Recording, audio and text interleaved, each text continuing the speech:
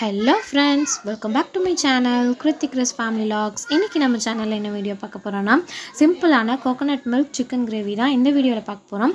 இந்த ரெசிபி உங்களுக்கு எல்லாத்துக்கும் கண்டிப்பா பிடிக்கும் நான் நம்புறேன் friends. இந்த ரெசிபி இட்லி, தோசை, சப்பாத்தி, பரோட்டா, சாதம் எல்லாத்துக்குமே good combination சொல்லலாம். வாங்க இது எப்படி பண்றதுன்னு வீடியோக்குள்ள போய் பார்த்து தெரிஞ்சுக்கலாம். இது பண்றதுக்கு ஃபர்ஸ்ட் ஒரு கடாயில 5 டேபிள் ஸ்பூன் அளவுக்கு எண்ணெய் சேர்த்துக்கலாம். நான் இன்னைக்கு கடலெண்ணெய் யூஸ் பண்ணிருக்கேன். கடலெண்ணெய் சேர்த்துட்டு இது நல்லா ஹீட் ஆகட்டும். ஹீட் ஆனதுக்கு அப்புறம் 1 டீஸ்பூன் அளவுக்கு கடுகு சேர்த்துக்கலாம். இது நல்லா பொரியட்டும். பொரிஞ்சதுக்கு அப்புறம் அரை டீஸ்பூன் அளவுக்கு சீரகம், அரை டீஸ்பூன் அளவுக்கு சோம்பு, ஒரு பிரிஞ்சி இலை, 4 to 5 கிராம்பு இதெல்லாம் சேர்த்துட்டு நல்லா பொரிய விட்டுருங்க. இதுக்கப்புறம் சின்ன வெங்காயம் ஒரு 20 to 25 சின்ன வெங்காயத்தை இந்த மாதிரி அரைச்சிட்டு அதுக்கப்புறம் சேர்த்துக்கோங்க. கொஞ்சம் கொரகொரப்பாக அரைச்சிக்கோங்க. இந்த மாதிரி அரைச்சி சேர்க்கறதுனால நம்ம கிரேவி திக்னஸ் நல்லாயிருக்கும். அதனால தான் அரைச்சி சேர்க்குறோம். இது நல்லா கோல்டன் ப்ரௌனிஸ் ஆகிற அளவுக்கு வதக்கிக்கோங்க.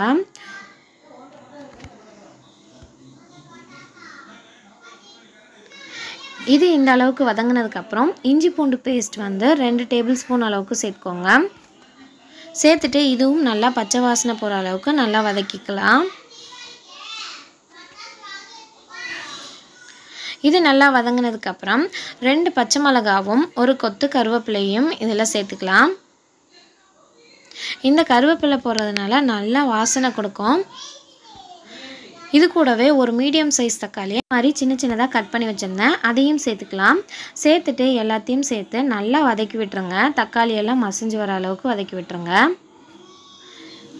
இது வதங்குறதுக்கு தேவையான அளவு உப்பு சேர்த்துக்கலாம். உப்பு சேர்த்து நல்லா வதக்கி விட்டுருங்க. இந்த அளவு வதங்கினதுக்கப்புறம் நம்ம எடுத்து வச்சுருந்த சிக்கன் சேர்த்துக்கலாம்.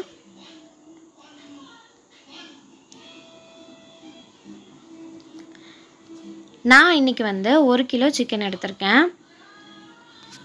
இப்போ சிக்கன் எல்லாம் சேர்த்துட்டு நல்லா கலந்து விட்டுருங்க. கலந்து விட்டுட்டு எந்த மசாலாவும் சேர்க்காம இது ஒரு 10 நிமிஷம் அப்படியே விட்டுருங்க. கலர் சேஞ்ச் ஆகி வரட்டும். இந்த அளவு வதங்கினதுக்கப்புறம் 1/4 டீஸ்பூன் மஞ்சள் பொடி, 2 to 3 டீஸ்பூன் அளவுக்கு மிளகாத்தூள் நீங்கள் காரத்துக்கு ஏற்றாற் போல் சேர்த்துக்கோங்க.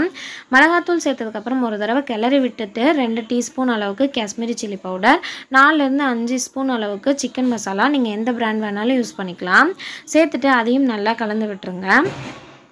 கலந்து விட்டதுக்கப்புறம் லாஸ்ட்டாக 1 டீஸ்பூன் அளவுக்கு கரம் மசாலா சேர்த்துக்கோங்க. நல்லா வாசனை கொடுக்கும். இதெல்லாம் சேர்த்துட்டு ஒரு அரை டம்ளர் டு இல்லை 1/4 டம்ளர் உங்கள் சிக்கன் எவ்வளோ இருக்கோ அந்த அளவுக்கு தண்ணி சேர்த்துக்கலாம். சேர்த்துட்டு நல்லா மிக்ஸ் பண்ணி விட்டுருங்க.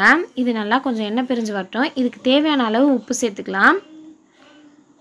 இந்த அளவு எண்ணெய் பிரிஞ்சு வந்ததுக்கப்புறம் நான் 1 டம்ளர் ஃபுல்லாக தண்ணி சேர்த்துக்கிறேன்.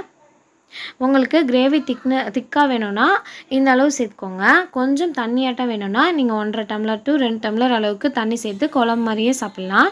இப்போ வந்து உப்பு செக் பண்ணி பார்த்துடலாம். உப்பு காரம்லாம் கரெக்டாக இருக்கான்ட்டு. பர்ஃபெக்டாக இருக்குது. இந்த மாதிரி நல்லா எண்ணெய் பிரிஞ்சு வரணும். நீங்கள் வந்து இதை மீடியம் ஃப்ளேமில் வச்சு வேக விடுங்க. சிக்கன் அப்போ தான் நல்லா சாஃப்ட்னஸ் கொடுக்கும். பாருங்க நம்ம ஊற்றின எண்ணெய் எல்லாம் எவ்வளோ சூப்பராக பிரிஞ்சு வந்திருக்குன்னு. இந்த ஸ்டேஜில் நான் வந்து ஒரு அரை மூடி தேங்காயிலேருந்து நல்லா ஃபஸ்ட்டு திக்கான பால் இருக்கும் இல்லைங்களா, தேங்காய் பால், அதை எடுத்து வச்சுருக்கேன். அதை இப்போ இது கூட சேர்த்துக்கலாம். இதில் வந்து ஒரு 4 to 5 டேபிள் ஸ்பூன் அளவுக்கு தேங்காய் பால் சேர்த்துக்கோங்க. நீங்கள் ஃபுல்லாகவும் கூட சேர்த்துக்கலாம் உங்களுக்கு குழம்பு கன்சிஸ்டன்சி வேணும்னா. நான் இன்றைக்கி கிரேவி பதத்தில் இருக்க போகிறேன். இப்போ ஒரு தேங்காய் பால் சேர்த்துட்டு ஒரு 10 to 15 நிமிஷம் கொதிக்க விட்டிங்கன்னா சிம்மில் வச்சுக்கோங்க. அப்போ தான் இந்த மாதிரி எண்ணெய் பிரிஞ்சு வரும். எண்ணெய் பிரிஞ்சு வந்ததுக்கப்புறம் லாஸ்ட்டாக ஒரு கொத்து கருவேப்பிலையை பிச்சுட்டு நல்லா குட்டி குட்டியாக சேர்த்துக்கோங்க. நல்ல வாசனையாக இருக்கும். அவ்வளோதான் ஃப்ரெண்ட்ஸ், நம்ம கிரேவி சூப்பராக ரெடி ஆகிடுச்சு. இப்போ சர்வ் பண்ணிடலாம். எல்லோரும் விரும்பி சாப்பிடுவாங்க. கண்டிப்பாக உங்கள் வீட்டில் இன்னும் வேணும்னு சொல்லி கேட்பாங்க. அந்த அளவுக்கு டேஸ்ட்டாக இருக்கும். இந்த ரெசிபி கண்டிப்பாக உங்களுக்கு பிடிச்சிருக்கும்னு நம்புகிறேன் ஃப்ரெண்ட்ஸ். பிடிச்சிருந்துச்சுன்னா இந்த வீடியோவுக்கு ஒரு லைக் போடுங்க. நம்ம சேனலை மறக்காமல் சப்ஸ்கிரைப் பண்ணி வச்சுக்கோங்க. தேங்க்ஸ் ஃபார் வாட்சிங். நெக்ஸ்ட் வீடியோவில் சந்திக்கிறேன். பாய்.